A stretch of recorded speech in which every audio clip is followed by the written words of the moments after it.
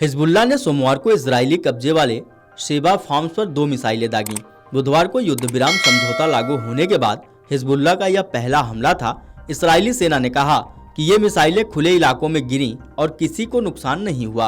वहीं हिजबुल्लाह ने हमले की जिम्मेदारी लेते हुए कहा कि यह हमला इसराइल द्वारा बार बार युद्ध विराम उल्लंघन का जवाब था। लेबनान ने इसराइल पर पिछले 6 दिनों में 50 से अधिक बार संघर्ष विराम का उल्लंघन करने का आरोप लगाया है।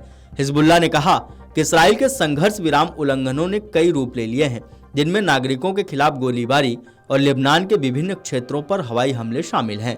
इन हमलों के परिणाम स्वरूप कई नागरिक मारे गए और कई अन्य घायल हो गए। हिजबुल्लाह ने आगे कहा कि इसराइली विमानों ने राजधानी बेरूत तक लेबनानी हवाई क्षेत्र का उल्लंघन करना जारी रखा है। संबंधित पक्षों की शिकायतों के बाद भी इसराइल ने संघर्ष विराम उल्लंघन करना बंद नहीं किया। इस दौरान हिजबुल्लाह ने इसराइल को चेतावनी भी दी और कहा कि अगर आगे भी संघर्ष विराम उल्लंघन किया गया तो उसका जवाब दिया जाएगा। लेबनानी संसद अध्यक्ष नबीह बेरी ने सोमवार को इसराइल पर युद्ध विराम के 54 उल्लंघन करने का आरोप लगाया, जिसमें सीमावर्ती गांवों में घरों को कथित रूप से ध्वस्त करना, इसराइली टोही ड्रोनों की लगातार उड़ान और हवाई हमले शामिल हैं। बेरी ने युद्ध विराम उल्लंघन रोकने के लिए तत्काल हस्तक्षेप का आह्वान किया। दूसरी तरफ इसराइल ने हिजबुल्लाह के युद्ध विराम उल्लंघन के आरोप को खारिज कर दिया।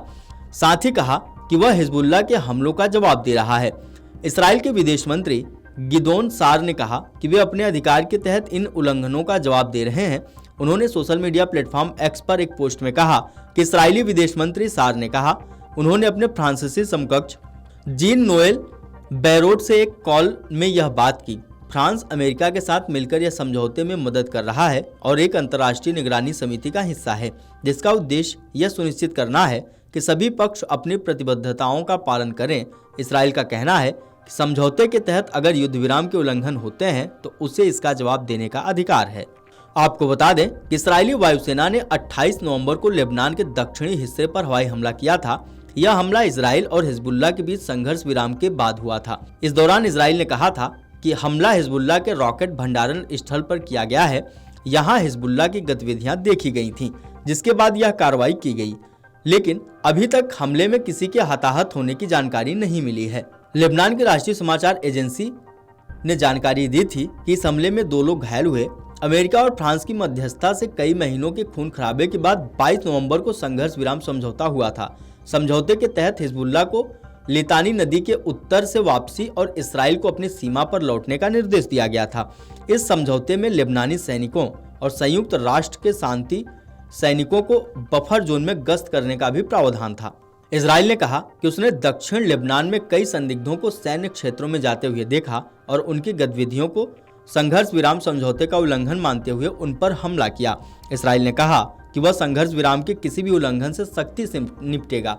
वहीं लेबनान की सेना ने बताया था कि इसराइली सैनिकों की वापसी के दौरान उनकी सेना धीरे धीरे दक्षिण लेबनान में तैनात हो रही है। इस संघर्ष विराम समझौते के बाद से पहले इसराइल और हिजबुल्लाह के बीच युद्ध में 3760 से अधिक लोग लेबनान में मारे गए, जबकि इसराइल में 70 से अधिक लोग हताहत हुए।